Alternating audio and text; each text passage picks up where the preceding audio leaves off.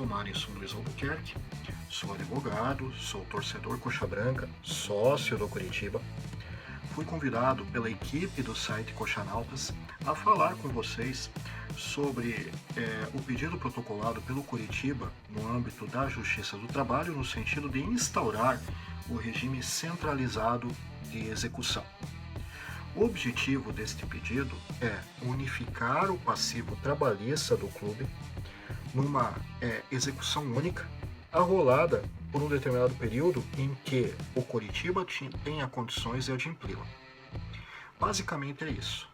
No conteúdo de seu pedido, o Curitiba traz um histórico de receitas, de despesas, que deixam claro, de acordo com o momento em que vivemos, né, da pandemia, do coronavírus, em que as receitas do clube praticamente cessaram, deixam claro de que o Curitiba não tem condições de arcar com as execuções trabalhistas no seu dia a dia.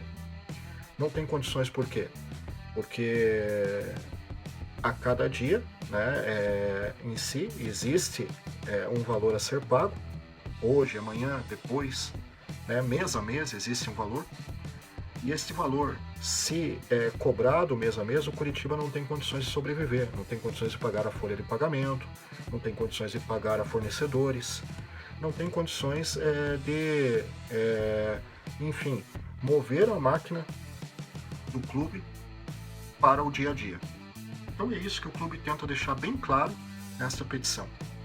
Agora, o que é importante para nós torcedores, importante em si para quem quer o bem do Curitiba, acima de tudo, é avaliar este pedido, as consequências dele e aquilo que nos levou a formular tal pedido, a tal situação. E isso é muito sério. Pois bem, o pedido foi recebido pela Justiça do Trabalho e a juíza que o analisou inicialmente entendeu que o Curitiba deve complementar o pedido. Deve ali colocar a possibilidade de responsabilização social do gestor, enfim, deste ato executório unificando o passivo trabalhista, bem como também atender outros requisitos previstos em lei, entre eles a possibilidade de penhoras dos bens do clube, né, como por exemplo o Couto Pereira ou o CT da Graciosa.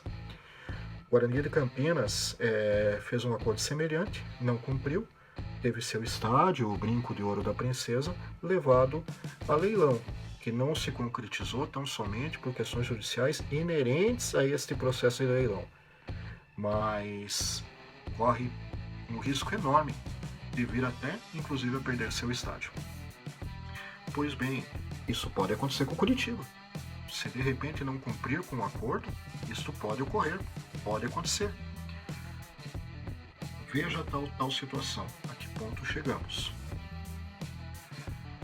Nós temos uma dívida trabalhista na ordem de 44 milhões, é o que revela o pedido realizado pelo Curitiba. Essa dívida trabalhista, o clube propõe que ela seja arrolada em 8 anos. Do primeiro ao quarto ano, que seja pago 10% ano a ano. Do quinto ao oitavo ano, 15% ano a ano. Esse é o pedido do clube. Estes 44 milhões são inerentes, deixo claro, às dívidas trabalhistas. Existem outras dívidas, a dívida de ordem tributária, né? Dívidas com fornecedores, com outros clubes. Existem outras dívidas que o clube tem que arcar. Então veja, um quinhão é para o pagamento das dívidas trabalhistas, outro quinhão para o pagamento das demais dívidas. Aí sobra um restante para pagamento da folha de futebol, demais funcionários e a logística do clube do dia a dia, né? Veja, a diminuição de receita é enorme do clube. O Curitiba, né, ano a ano, está diminuindo de tamanho. Essa é que é a realidade. Agora, se faz extremamente necessário que tenhamos responsabilidade. Um exemplo é o nosso co-irmão, Paraná Clube. O Paraná Clube está sob um processo de um ato muito parecido a esse que o Curitiba propõe, sendo nomeado um interventor, que é seu presidente, e tendo que cumprir à risca as determinações judiciais no sentido do pagamento, né, da execução trabalhista de forma unificada, né, em si, e do cumprimento também das determinações judiciais. Então veja, o Paraná Clube vem sofrendo, né, as consequências desse acordo, pois inicia campeonatos com um orçamento diminuído, né, uma posição desfavorável com relação aos outros clubes, mas está sobrevivendo, está cumprindo, né? E nós vamos entrar como nesse acordo? Entrar nesse acordo para realmente cumpri-lo, caso seja realmente celebrado com a Justiça do Trabalho, enfim, acordado tudo certinho, ou vamos entrar para acontecer que nem o Guarani de Campinas e termos o risco de ter o nosso estádio leiloado. Aí vem as nossas políticas de gestão.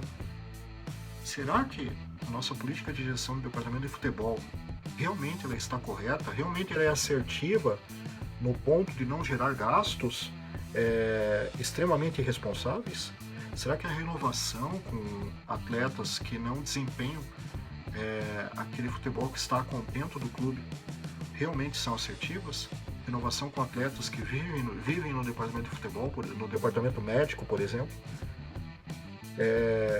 A política de contratação de treinadores, treinador com estratégia defensiva em que o presidente diz que vai propor o jogo, que é treinador para propor o jogo. Treinador que não tem experiência para dirigir o Curitiba, né, que pode vir a ter experiência no futuro, mas que o ano passado não tinha experiência para ser treinador do Curitiba. E assim vai. Então, portanto, as questões de futebol atingem diretamente o cumprimento dessa obrigação. Quando o clube se manteve na Série B no ano de 2018, sabendo que o contrato com a Globo iria se findar naquele ano e que o prejuízo seria enorme. Qual foi a política assertiva no sentido do departamento de futebol para prover esse excesso? Qual o risco que corremos no ano passado de não subir? A nossa transição da categoria de base para o profissional, será que ela é boa? O que acontece com os nossos atletas que desempenham um grande futebol na base e depois chega no profissional e não acontece? E que vão a outros clubes e fazem, enfim, grandes jogos, mas no Curitiba não. O que ocorre? Então, portanto, cabe a nós, torcedores coxa-brancas, torcedores do Curitiba, cabe a, enfim, aqueles que dirigem o clube, ao Conselho Deliberativo, ao Conselho Fiscal, no caso, analisar este projeto. Este projeto não é tão somente dessa gestão, ele começa a ser executado na gestão que vem, portanto ele extrapola, então ele deve ser analisado em conjunto. O Curitiba deve ser planejado nesses 8 anos, a ter políticas assertivas, no sentido de minimizar o problema e não se diminuir mais do que está sendo diminuído no seu dia a dia, para que possa retornar a ser grande. Problemas vão acontecer, vão ocorrer. Agora, se agirmos de forma desorganizada, se não cumprirmos aquilo que está sendo estabelecido, o risco é extremamente maior. Portanto, fica o convite, né? Primeiro, quem tiver acesso vai ser disponibilizado em anexo a este vídeo no site Coxanautas o pedido do Curitiba, o despacho da juíza. Quem puder, leia, analise, tire o seu próprio conceito, mas, acima de tudo, né, veja e tenha consciência do momento sério que estamos passando. E que, futuramente, possamos ter uma filosofia de futebol, mas ligada à filosofia financeira do clube, com um planejamento de acordo com as nossas pernas, sem ir além, mas, acima de tudo, com políticas assertivas. Tá certo? Muito obrigado à equipe Coxanautas, na pessoa do Rogério, do Ricardo, do Marcelo. Gostaria de deixar claro que sou um leitor assíduo das colunas do site Coxanautas. Este site presta um serviço de excelência à família Coxa Branca e, enfim, a você, torcedor, né?